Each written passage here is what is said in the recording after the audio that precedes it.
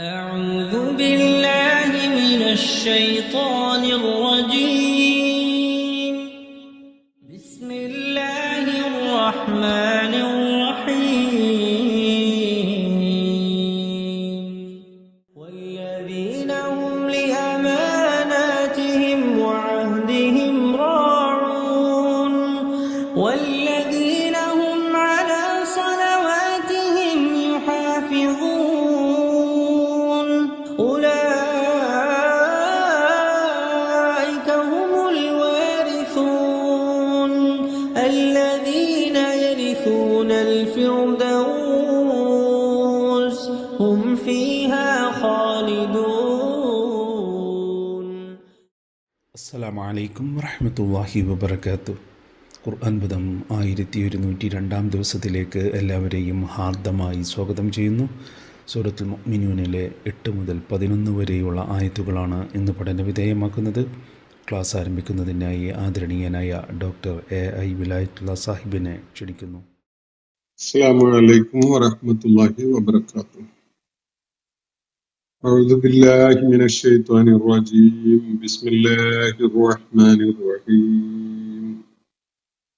والذين هم لأماناتهم وعهدهم راعون والذين هم على صلواتهم يحافظون أولئك هم الوارثون الذين يرثون الفردوس هم فيها خالدون.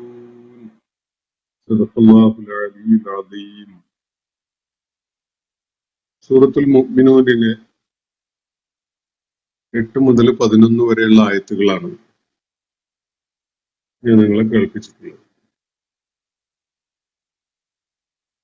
ഇന്നത്തെ സെഷൻ അല്പം ഹ്രസ്വമാക്കാനാണ് ഉദ്ദേശിക്കുന്നത്. ഒരു ധൃതിയുള്ള ഒരു ആവശ്യമുള്ളത് കൊണ്ട് ഞാൻ ഈ ആയത്തുകളുടെ വിശദീകരണം നൽകി ഇന്നത്തെ സെഷൻ അവസാനിപ്പിക്കുകയാണ്. ഇന്നലെ നമ്മൾ വായിച്ച ആയത്തുകളുമായി ബന്ധപ്പെട്ടുകൊണ്ടുള്ള ചില കാര്യങ്ങൾ കൂടി നമുക്ക് പഠന വിധേയമാക്കേണ്ടതുണ്ട്.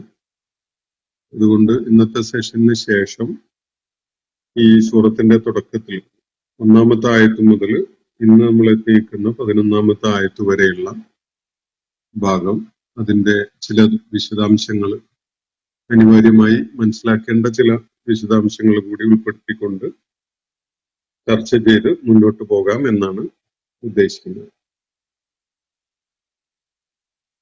ഈ 10 ആയത്തുകളിലായിട്ട് 1-ാമത്തെ ആയത്തിൽ അല്ലാഹു സത്യവിശ്വാസികൾ വിജയം വരിച്ചിരിക്കുന്നു എന്നാണ് പറഞ്ഞത്. അതിനെ തുടർന്നുള്ള 10 ആയത്തുകൾ, ഈ 10 ആയത്തുകളിലായിട്ട് അള്ളാഹുവിന്റെ ദൂതന്മാരെ പിൻപറ്റുന്ന ആളുകളുടെ ഏറ്റവും ശ്രദ്ധേയമായ ചില സവിശേഷതകൾ എടുത്തു പറയുകയാണ്. മുഹമ്മദ് നബി സല്ലല്ലാഹു അലൈഹി വസല്ലം മുന്നോട്ട് വെക്കുന്ന ജീവിത ദർശനത്തിന്റെ സ്വീകാര്യതയുടെ ഒരു നിദർശനമായിട്ട്, ഒരു തെളിവായിട്ട് കൂടിയാണ് അദ്ദേഹത്തിന്റെ അനുയായികൾ ഈ വക സവിശേഷതകളിൽ ഉള്ളവരായി, മാനവ ചരിത്രത്തിലെ തന്നെ തിളക്കമാർന്ന ആളുകളായി മാറിയിട്ടുള്ളത് എന്നത് പരോക്ഷമായിട്ട് ഇവിടെ സൂചിപ്പിക്കപ്പെടുന്നുണ്ട്. മക്കയില് മുഹമ്മദ് നബി സല്ലല്ലാഹു അലൈഹി വസല്ലം വലിയ വെല്ലുവിളികൾ നേരിട്ടു തുടങ്ങിയിട്ടുള്ള ആ ഘട്ടത്തില് നബി സല്ലല്ലാഹു അലൈഹി വസല്ലം നിലകൊള്ളുന്നത് എത്ര സമുന്നതമായ ഒരു ആദർശത്തിന്റെ പേരിലാണ്, ആ ആദർശത്തിന് വേണ്ടിയാണ്. എത്ര സമുന്നതമായ മൂല്യങ്ങളും കാര്യങ്ങളും നല്ല ഉത്കൃഷ്ടമായ കാര്യങ്ങളുമാണ് ഈ ആദർശപാതയിലൂടെ സമൂഹത്തില് അദ്ദേഹം വിളയിച്ചെടുക്കാൻ പോകുന്നത് എന്ന കാര്യമാണ് ഇവിടെ വ്യക്തമാക്കപ്പെടുന്നത്. അദ്ദേഹത്തെ പിൻപറ്റുന്ന സത്യവിശ്വാസികൾ അത് മുഹമ്മദ് നബി സല്ലല്ലാഹു അലൈഹി വസല്ലമയെ മാത്രമല്ല, പൂർവികരായ പ്രവാചകരെ ഒക്കെ തന്നെ പിൻപറ്റിക്കൊണ്ടിരുന്ന, അവരെ കൃത്യമായി അനുധാവനം ചെയ്തിരുന്ന അനുയായികൾ ഈ പ്രത്യേകതകളും സവിശേഷതകളും ഒക്കെ ഉള്ളവരായിരുന്നു എന്ന കാര്യമാണ് ഇവിടെ ബോധ്യപ്പെടുത്തപ്പെടുന്നത്. വളരെ ഉത്കൃഷ്ടമായ, വളരെ സമുന്നതമായ ഗുണഗണങ്ങളുള്ള ഒരു സമൂഹമാണ് മുഹമ്മദ് നബി സല്ലല്ലാഹു അലൈഹി വസല്ലമയുടെ ആ ജീവിതപാത പിൻപറ്റിക്കൊണ്ട് രൂപപ്പെട്ടു വരുന്നത് എന്നതാണ് ഇവിടെ വ്യക്തമാക്കപ്പെടുന്ന ഒരു കാര്യം. അതിൽ ഇന്ന് നമ്മൾ വായിച്ചു വെച്ച ആയത്തുകളിൽ നേരത്തെ പരാമർശിക്കപ്പെട്ടിട്ടില്ലാത്ത ചില കാര്യങ്ങൾ കൂടി അവരുടെ സവിശേഷതയായിട്ട് ചൂണ്ടിക്കാണിക്കപ്പെടുകയാണ്. വല്ലദീന ഹും ലി അമാനാതിഹിം വ അഹ്ദിഹിം റാഊൻ. ഈ ആളുകളുടെ ഒരു പ്രത്യേകത, അവര് തങ്ങളുടെ അമാനത്തുകളും അഹദുകളും പാലിക്കുന്നവരാണ് എന്നാണ് പറയുന്നത്. അമാനത്ത് എന്ന വാക്കുകൊണ്ട് ഉദ്ദേശിക്കുന്നത് ഉത്തരവാദിത്തമാണ്. വിവിധങ്ങളായ ഉത്തരവാദിത്തങ്ങൾ മനുഷ്യരെന്നുള്ള നിലക്ക് ഓരോരുത്തരുടെയും ചുമതലയിലുണ്ട്. അള്ളാഹുവിനോട്, സൃഷ്ടാവായ റബ്ബിനോടുള്ള ഉത്തരവാദിത്തങ്ങളുണ്ട്, സമൂഹത്തോടുള്ള ഉത്തരവാദിത്തങ്ങളുണ്ട്, വ്യക്തികളോടുള്ള ഉത്തരവാദിത്തങ്ങളുണ്ട്, കുടുംബത്തോടുള്ള ഉത്തരവാദിത്തമുണ്ട്. അപ്പൊ ശരിക്കും എല്ലാ നിലക്കും ഉത്തരവാദിത്വ ബോധമുള്ള അമാനത്തുകളെ, അത് ലിഖിതമായാലും അലിഖിതമായാലും, ലിഖിതമായതും അലിഖിതമായതുമായ ഉത്തരവാദിത്തങ്ങൾ നിർവഹിക്കുന്നതിൽ വീഴ്ച വരുത്താതെ അവ കൃത്യമായി പാലിക്കുന്നവരാണ് അവര് എന്നാണ് ചൂണ്ടിക്കാണിക്കപ്പെടുന്ന ഒരു കാര്യം. വ അഹദിഹിം എന്ന് പറഞ്ഞല്ലോ. അഹദ് എന്ന് പറഞ്ഞ കരാറാണ്. ആരോടെങ്കിലും വല്ല ഉടമ്പടിയും കരാറും ഒക്കെ ചെയ്തിട്ടുണ്ടെങ്കിൽ അത് അവരെ ട്രസ്റ്റ് ചെയ്യാൻ പറ്റും. അവരത് കൃത്യമായിട്ട് പാലിക്കും. അത് എത്ര തന്നെ വലിയ വില കൊടുക്കേണ്ടി വരുന്ന വിധത്തിലാണ് അത് പാലിക്കേണ്ടി വരുന്നതെങ്കിൽ പോലും സത്യവിശ്വാസികൾ അതിൽ വീഴ്ച വരുത്തുകയില്ല. ഹുദൈബിയ സന്ധിയിൽ നബി സല്ലല്ലാഹു അലൈഹി വസല്ലം മക്കയിലെ മുശ്രിക്കുകളുമായിട്ട് ഉടമ്പടിയിൽ ഏർപ്പെട്ടതിനെ തുടർന്ന് ആ ഉടമ്പടി വ്യവസ്ഥകളിലെ ചില കാര്യങ്ങള് ഒരു നിലക്കും പാലിക്കാൻ കഴിയാത്ത വിധത്തിൽ എന്ന് നമുക്ക് തോന്നുന്ന ചില സാഹചര്യങ്ങളൊക്കെ രൂപപ്പെട്ടു വന്നത് ചരിത്രത്തില് വളരെ ശ്രദ്ധാർഹമായി നിലകൊള്ളുന്നുണ്ട്. ആ ഘട്ടങ്ങളിൽ നബി സല്ലല്ലാഹു അലൈഹി വസല്ലം പറഞ്ഞത്, കരാറ് രേഖപ്പെട്ടു കഴിഞ്ഞു, അത് വ്യവസ്ഥയായി കഴിഞ്ഞു, ഇനി അതിൽ നിന്ന് പുറകോട്ട് പോകാൻ സാധ്യമല്ല എന്നാണ്. ഞാൻ അതിന്റെ വിശദാംശങ്ങളിലേക്കൊന്നും ഇപ്പൊ പോവല്ല. പക്ഷെ കരാറ് പാലിക്കുക എന്നത് അത് ശത്രുക്കളോടായാലും പ്രതിയോഗികളോടായാലും നമ്മുടെ സ്വന്തം ആളുകളോടും മിത്രങ്ങളോടും കുടുംബ ബന്ധം ഉള്ള ആളുകളോടും സ്വന്തം സമൂഹത്തോടും ഒക്കെ ആയിരുന്നാലും ആരോടൊക്കെ കരാറ് ചെയ്തിട്ടുണ്ടെങ്കിലും അതൊക്കെ പാലിക്കുക എന്നത് സത്യവിശ്വാസികളുടെ പ്രകടമായ ഒരു ലക്ഷണമാണ്. 4 കാര്യങ്ങൾ ചൂണ്ടിക്കാണിച്ചുകൊണ്ട് നബി സല്ലല്ലാഹു അലൈഹി വസല്ലം പറയുന്നത്, ആ ഗുണങ്ങളുള്ള ആളുകള് കപടന്മാരാണ്, അവയില് ഒന്ന് മാത്രമുള്ള ആള് കാപട്യത്തിന്റെ ഒരു അംശം പേറുന്നു എന്നാണ്. ആ 4 കാര്യങ്ങള് വിശ്വസിച്ചാൽ വഞ്ചിക്കുക എന്ന, വിശ്വസിച്ച് നമ്മളെ ട്രസ്റ്റ് ചെയ്ത് ആരെങ്കിലും വല്ല കാര്യവും നിർവഹിച്ചാൽ അതിൽ വഞ്ചന ചെയ്യുക എന്നതാണ് കാപട്യത്തിന്റെ ഒരു ലക്ഷണം. സംസാരിക്കുമ്പോൾ കളവ് പറയുക എന്നതും, കരാറ് ചെയ്താൽ അത് ലംഘിക്കുക എന്നതും, അതുപോലെ വല്ല സംഘർഷമോ ഏറ്റുമുട്ടലോ പിണക്കോ അതുപോലെയുള്ള പ്രശ്നങ്ങളോ ഉണ്ടായാൽ ഒരു പരിധിയും നിയന്ത്രണവും ഇല്ലാതെ അതിക്രമവാസന കാണിക്കുകയും ചെയ്യുക എന്നത്, ഈ 4 പ്രത്യേകതകള് കാപട്യത്തിന്റെ ലക്ഷണങ്ങളാണ് എന്നാണ് നബി സല്ലല്ലാഹു അലൈഹി വസല്ലം ചൂണ്ടിക്കാണിച്ചിട്ടുള്ളത്. അപ്പോ ഇവിടെ പരാമർശിക്കപ്പെട്ടിരിക്കുന്ന അമാനത്തിന്റെ ഗൗരവം എല്ലാവർക്കും മനസ്സിലാവുമെന്നാണ് ഞാൻ വിചാരിക്കുന്നത്. വല്ലദീന ഹും ലി അമാനാതിഹിം വ അഹദിഹിം റാഊൻ. അമാനാത്ത് എന്ന് പറഞ്ഞാൽ ഉത്തരവാദിത്തങ്ങളാണ്. അത് സ്വയം ഏറ്റെടുത്തതാവാം, അല്ലെങ്കിൽ സ്വാഭാവികമായിട്ട് വന്നു ചേരുന്നതാവാം. മാതാപിതാക്കളോടുള്ള ഉത്തരവാദിത്വം ആരും സ്വയം ഏറ്റെടുത്തതാവില്ല. അത് ജന്മപരമായിട്ട് തന്നെ ഒരാളുടെ മേൽ വന്നു ചേരുന്നതാണ്. അള്ളാഹുവിനോടുള്ള ഉത്തരവാദിത്തങ്ങള് ഏറ്റെടുത്തതല്ല. നമ്മള് അള്ളാഹുവിന്റെ അടിമകളായിട്ട് നമുക്ക് ഉണ്മയുണ്ടായി എന്നതോടെ തന്നെ നമ്മുടെ മേൽ വന്നു ചേരുന്നതാണ് ഉത്തരവാദിത്തങ്ങൾ. അതുപോലെ മാതാപിതാക്കൾ എന്നുള്ള നിലക്ക്, സഹോദരൻ എന്നുള്ള നിലക്ക് ഒക്കെ തന്നെ പല ഉത്തരവാദിത്തങ്ങളും ഉണ്ട്. ഈ ഉത്തരവാദിത്തങ്ങള് ദൈവികമായ മാർഗദർശനത്തിന്റെ അടിസ്ഥാനത്തിൽ തന്നെ നിർവഹിക്കപ്പെടേണ്ട ഉത്തരവാദിത്തങ്ങളാണ്. ഇവിടെ സൂചിപ്പിക്കപ്പെട്ട വിജയം വരിച്ചിരിക്കുന്നു എന്ന് അള്ളാഹു പരാമർശിച്ചിട്ടുള്ള വിഭാഗം ആളുകൾ, സത്യവിശ്വാസികൾ, അവര് ഈ അമാനാത്തുകള് വളരെ കണിശമായിട്ട് പാലിക്കുന്നവരായിരിക്കും. അഹദിഹിം, അഹദ് എന്ന് പറഞ്ഞാൽ അവര് ബോധപൂർവം തന്നെ ഏർപ്പെട്ടിട്ടുള്ള കരാറുകളാണ്. ആരെങ്കിലുമായിട്ട് വല്ല ഉടമ്പടിയോ കരാറോ ഒക്കെ ചെയ്തിട്ടുണ്ടെങ്കിൽ അതാണ് ഇവിടെ സൂചിപ്പിക്കപ്പെടുന്നത്. അതില് ഈ ബന്ധപ്പെട്ട ആൾക്ക് കൃത്യമായിട്ട് ഒരു പങ്കുണ്ട് അങ്ങനെ ഒരു കരാറിൽ ഏർപ്പെടുന്നത്. അപ്പോ അമാനാത്തുകളായാലും അഹദുകളായാലും അതിന്റെയൊക്കെ കാര്യത്തിൽ വളരെ കണിശമായ സൂക്ഷ്മത പാലിച്ചുകൊണ്ട് അത് നിർവഹിക്കുന്നവരാണ് അവർ. വല്ലദീനഹും അലാ സ്വലവാത്തിഹിം യുഹാഫിളൂൻ. നേരത്തെ ഒന്നാമത്തെ ആയത്തിനെ തുടർന്ന് ആദ്യം പറഞ്ഞ സവിശേഷത തന്നെ ഈ നമസ്കാരവുമായി ബന്ധപ്പെട്ടുകൊണ്ടുള്ളതാണ്. വല്ലദീനഹും ഫീ സ്വലാത്തിഹിം ഖാശിഊൻ എന്നാണ് അവിടെ പറഞ്ഞിരുന്നത്. ഇവിടെ പറയുന്നത് വല്ലദീനഹും അലാ സ്വലവാത്തിഹിം യുഹാഫിളൂൻ എന്നാണ്.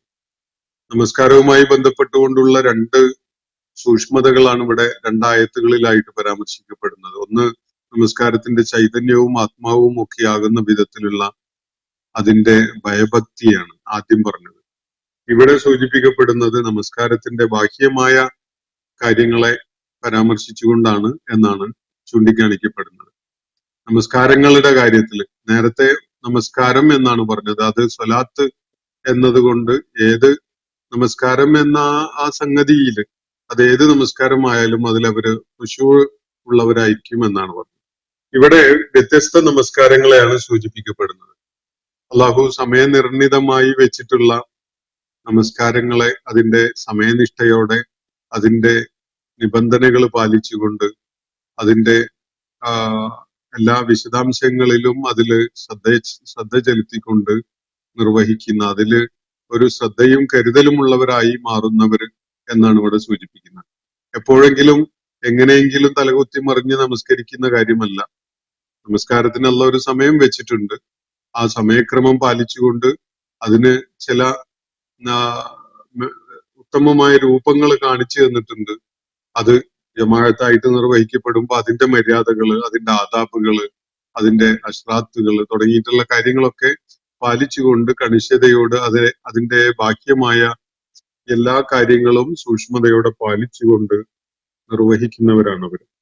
ഉലൈക ഹുമുൽ വാരിസൂൻ എന്നിട്ട് പറയുന്നത് ഇവരാണ് അനന്തരാവകാശികളാകാൻ പോകുന്നത് എന്നാണ്. ഇവരാണ് വാരിസുകളാകാൻ പോകുന്നത്. ഉലൈക ഹുമുൽ വാരിസൂൻ. എന്തിന്റെ വാരിസാണ്? അല്ലദീന യരിസൂനൽ ഫിർദൗസ്. ഫിർദൗസിനെ അനന്തരമെടുക്കുന്ന, ഫിർദൗസിന്റെ അനന്തരാവകാശികളായിട്ട് മാറാൻ പോകുന്നത് ഇവരാണ്. ഹും ഫീഹാ ഖാലിദൂൻ. അവരതില് നിത്യമായി വസിക്കുന്നവരുമായിരിക്കും എന്നാണ് അള്ളാഹു ഇവിടെ പറയുന്നത്. അപ്പോ ഈ 11 ആയത്തുകളുടെ അകത്തായിട്ട് സത്യവിശ്വാസികളുടെ വിജയം നിർണയിക്കുന്ന ചില ഘടകങ്ങൾ, അവരുടെ ജീവിതത്തിൽ അവരുടെ സവിശേഷതകളായിട്ട് മാറുന്ന ചില കാര്യങ്ങളാണ് അള്ളാഹു ചൂണ്ടിക്കാണിച്ചിരിക്കുന്നത്. അവര് ഫിർദൗസിന്റെ അനന്തരാവകാശികളാകാൻ പോകുന്നു. അവരതില് നിത്യമായി വസിക്കുന്നവരുമായിരിക്കും എന്നാണ്. എന്നും അവരുടെ വാസത്തിനൊരു അവസാനമില്ലാത്ത വിധത്തില് ഹുൽദോടുകൂടി അവര് ആ ഫിർദൗസ് അനുഭവിക്കുന്നവരായിരിക്കും എന്നാണ് ഇവിടെ പറയുന്നത്.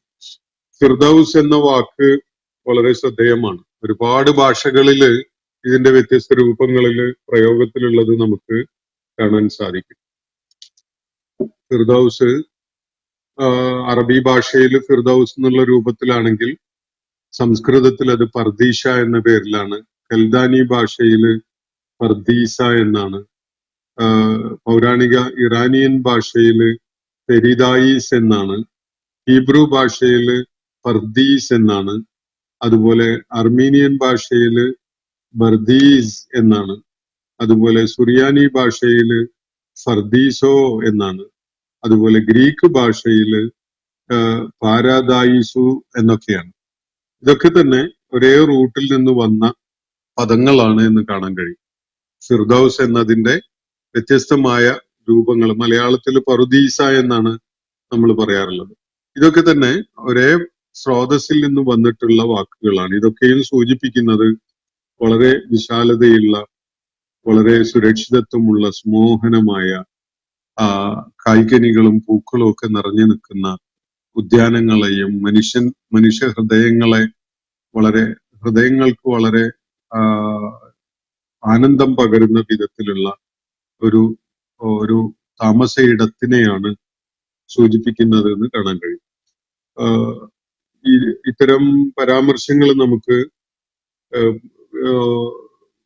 ദൈവിക ഗ്രന്ഥങ്ങളിലും അത് അനുബന്ധമായ പല രചനകളിലൊക്കെ ഈ ഫിർദൌസ് എന്ന വാക്ക് പരാമർശിക്കപ്പെട്ടുകൊണ്ടിരിക്കുന്നത് നമുക്ക് കാണാൻ കഴിയും. വളരെ പ്രസിദ്ധമായ ഒരു കവിത ഇംഗ്ലീഷ് കവി ജോൺ മിൽട്ടന്റേതുണ്ട്, പാരഡൈസ് ലോസ്റ്റ് എന്ന് പറഞ്ഞു. പറുദീസ നഷ്ടം എന്നൊക്കെ മലയാളത്തിൽ പറയാറുള്ള ഈ ആശയങ്ങള്, ഫിർദൌസ് എന്ന ആശയം വളരെ ഈ വിശുദ്ധ ഖുർആന്റെ പരാമർശം കൊണ്ട് തുടങ്ങിയ ഒരു സംഗതിയല്ല. പ്രവാചകന്മാരുടെ അധ്യാപനങ്ങളുടെ ഒരു ശേഷിപ്പായിട്ട് ഒട്ടുവളരെ പൗരാണിക സമൂഹങ്ങളിൽ ഇങ്ങനെ ഒരു ആശയം നിലനിൽക്കുന്നുണ്ട് എന്നത് നമുക്ക് കാണാൻ കഴിയും. അപ്പോ ഇവരാണ് ഫിർദൌസിന്റെ അനന്തരാവകാശികളാവാൻ പോകുന്നത് എന്നാണ് അള്ളാഹുവിടെ സൂചിപ്പിക്കുന്നത്. അവരതില് നിത്യമായി വസിക്കുന്നവരുമായിരിക്കും എന്നാണ് ചൂണ്ടിക്കാണിക്കപ്പെട്ടിരിക്കുന്ന കാര്യം.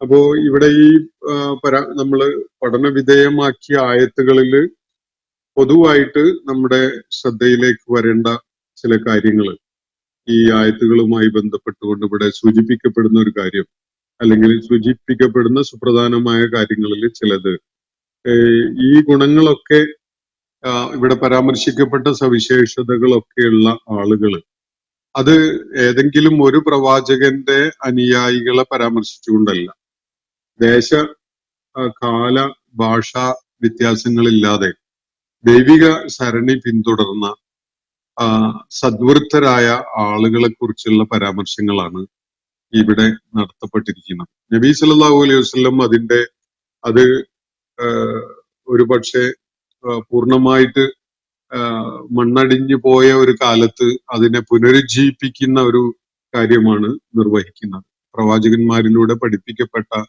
ഈ നിർമ്മലമായ ജീവിത മാതൃക, അല്ലെങ്കിൽ ഈ സവിശേഷതകൾ ജീവിതത്തിൽ കൊണ്ടുവരിക എന്ന സംഗതി, അത് പുനരുജ്ജീവിപ്പിക്കുകയാണ് നബി സല്ലല്ലാഹു അലൈഹി വസല്ലം ചെയ്യുന്നത്. മറ്റൊരു കാര്യം, വിജയം ആണ് ഇവിടെ സൂചിപ്പിക്കപ്പെട്ടിട്ടുള്ളത്. ഖദ് അഫ്ലഹൽ മുഅ്മിനൂൻ എന്ന് പറഞ്ഞുകൊണ്ടാണല്ലോ തുടങ്ങുന്നത്. വിജയത്തിന്റെ അടിത്തറ അത് സത്യവിശ്വാസം, ഈമാൻ എന്ന പോലെ തന്നെ അഅ്മാലുകളുമാണ്, വിശ്വാസം എന്ന പോലെ തന്നെ കർമ്മങ്ങളുമാണ് എന്നൊരു കാര്യം ഇവിടെ പ്രത്യേകം മനസ്സിലാക്കാൻ സാധിക്കും. മൂന്നാമത് ചൂണ്ടിക്കാണിക്കപ്പെടാവുന്ന ഒരു കാര്യം, ഈ വിജയം എന്ന് പറയുന്നത് കേവലം പലരും തെറ്റിദ്ധരിച്ചിട്ടുണ്ടാവാൻ സാധ്യതയുള്ള പോലെ ഭൗതിക ലോകത്തുള്ള ഈ ഭൗതിക അർത്ഥത്തിലുള്ള വിജയത്തെ അല്ല ഇവിടെ സൂചിപ്പിക്കുന്നത്. ഒരു മനുഷ്യൻ എന്തിനു വേണ്ടി സൃഷ്ടിക്കപ്പെട്ടു എന്നതിന്റെ അടിസ്ഥാനത്തിൽ അയാളുടെ ജീവിതം, അയാളുടെ ഭാഗധേയം വിജയകരമായി എന്ന് പറയാവുന്ന വിധത്തിലുള്ള ആത്യന്തികമായ വിജയമാണ് ഇതുകൊണ്ട് ഉദ്ദേശിക്കുന്നത് എന്നതും വളരെ വ്യക്തമാണ്. വേറെ ഒരു കാര്യം, മുഹമ്മദ് നബി സല്ലല്ലാഹു അലൈഹി വസല്ലം ഇവിടെ രൂപപ്പെടുത്തിയെടുക്കുന്ന ഒരു സമൂഹം പ്രദർശിപ്പിക്കാൻ പോകുന്ന സവിശേഷതകൾ എന്തൊക്കെയാണ് എന്നതാണ് ഇവിടെ ചൂണ്ടിക്കാണിക്കപ്പെടുന്ന മറ്റൊരു കാര്യം. അത് മുഹമ്മദ് നബി സല്ലല്ലാഹു അലൈഹി വസല്ലം നിലകൊള്ളുന്നത് ഹഖിന് വേണ്ടിയും അതുപോലെ നന്മക്ക് വേണ്ടിയുമാണ് എന്നത് സമൂഹത്തിനെ ബോധ്യപ്പെടുത്തുക എന്ന ഒരു കാര്യം കൂടി ഇതിലൂടെ നിർവഹിക്കപ്പെടുന്നുണ്ട്. ഇന്നത്തെ സെഷൻ ഞാനിവിടെ അവസാനിപ്പിക്കുകയാണ്. ഇൻഷാ അല്ലാഹ് ഈ 11 ആയത്തുകളുമായി ബന്ധപ്പെട്ടുകൊണ്ടുള്ള വിശദാംശങ്ങൾ നമുക്ക് ചിലതൊക്കെ മനസ്സിലാക്കാൻ ബാക്കിയുണ്ടാകും. അത് അടുത്ത ദിവസം നമുക്ക് പഠന വിധേയമാക്കാം. അള്ളാഹു നമ്മെ എല്ലാവരെയും അനുഗ്രഹിക്കുമാറാവട്ടെ. വആഖിറു ദഅ്വാനാ അനിൽ ഹംദുലില്ലാഹി റബ്ബിൽ ആലമീൻ. അസ്സലാമു അലൈക്കും വറഹ്മത്തുള്ളാഹി വബറകാതുഹു. ഇന്നത്തെ ഖുർആൻ പദം ഇവിടെ സമാപിക്കുന്നു. ഖുർആൻ പഠനത്തിൽ പങ്കെടുത്ത എല്ലാവർക്കും അള്ളാഹു അർഹമായ പ്രതിഫലം നൽകി അനുഗ്രഹിക്കട്ടെ. വആഖിറു ദഅ്വാനാ അനിൽ ഹംദുലില്ലാഹി റബ്ബിൽ ആലമീൻ. അസ്സലാമു അലൈക്കും വറഹ്മത്തുള്ളാഹി വബറകാതുഹു.